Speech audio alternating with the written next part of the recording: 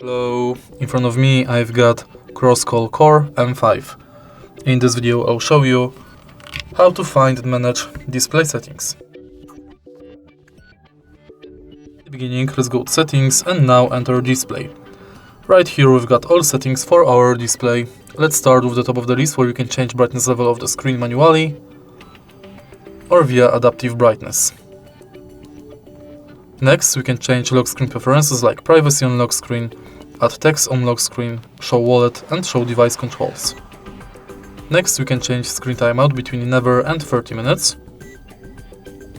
And then we can enable disable dark theme and schedule it. Next, we can change font size,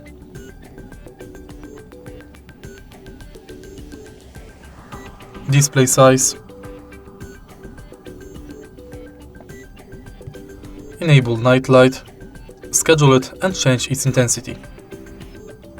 Then we can enable charging information, auto rotate screen, screensaver,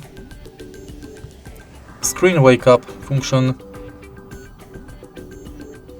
glove mode and pocket mode. And that's basically it. If you find this video helpful, please leave like, comment and subscribe.